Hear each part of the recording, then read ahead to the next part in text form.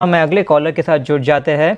तो हमारे साथ कोलकाता से अवजीत जी जुड़ चुके हैं। अवजीत जी नमस्कार, बताइए क्या है आपका सवाल। नमस्कार सर, गुड मॉर्निंग। गुड जी, मॉर्निंग। मैं कोलकाता से बोल रहा हूँ। मेरा दो शेयर खरीदा हुआ है। एक है IRFC, जी वो 300 शेयर खरीदा था 203 रुपए के भाव में। ठीक। और एक है मेरा NHPC, जो मैंने 350 खरीदा था 111 के रुपए में। और एक था मेरा वो इंजीनियर इंडिया, जी ये मैंने 200 खरीदा था 218 रुपए के भाव में। इंजीनियर्स इंडिया खरीदा आपने कौन से भाव से? 218। 218 रुपए के भाव से। ठीक है। कुणाल जी आपके पास आना चाहूँगा। सबसे पहले आपका नज़रिया क्या है? आप थोड़ा लॉन्ग टर्म होल्ड करना चाहते हैं या शॉर्ट टर्म के लिए देख रहे हैं? अवजीत जी आपसे पूछ रहा हूँ।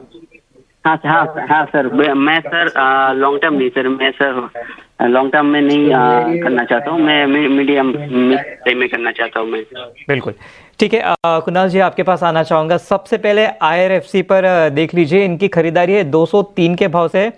वहाँ से देखें तो स्टॉक 12-13% नीचे आ चुका है। NHPC भी देखें तो इनकी खरीदारी 111 से है, वहाँ से भी देखें तो 13% गिर चुका है।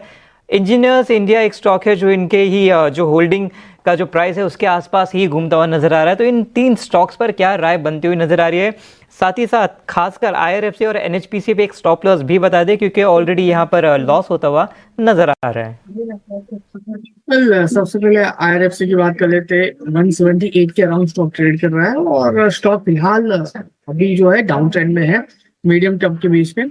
मेरा मानना है कि यहाँ पे आप 170 का एक एसएल मेंटेन करके रखिए। 170 क्लोजिंग बेसिस पे अगर ये ब्रेक हो जाता है तो यहाँ से बेहतर है आप एग्जिट कर लीजिए, क्योंकि ये ब्रेक होता है तो उसके पीछे ये 143 तक भी हमें गिरावट दिखा सकता है। तो 170 के एसएल के साथ आप यहाँ पे होल्ड करके चलिए।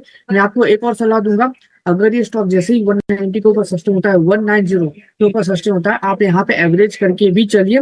ये मीन टाइम में जैसे 190 ब्रेक होगा, मीन टाइम में ये स्टॉक आपको 215 लेवल भी दिखा सकता है। सो ये मेरी रही IRFC को लेके सलाह। NHPC को लेके बात कर लेते हैं।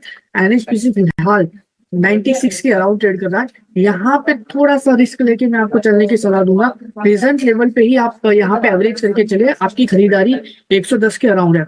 यहाँ पे प्रेजेंट लेवल पे आप एवरेज करके चलिए विथ स्ट्रिक्ट एसएल ऑफ 90 का आपको यहाँ पे स्ट्रिक्ट एसएल मेंटेन करके चलना पड़ेगा। पहला टारगेट जो हमें यहाँ पे देखने को मिलेगा वो 102 का होगा। उसके बाद ये स्टॉक हमें 109 का टारगेट भी दिखा सकता है और यहाँ पे आप अपनी एवरेज कम करके मुनाफा कमा सकते हैं।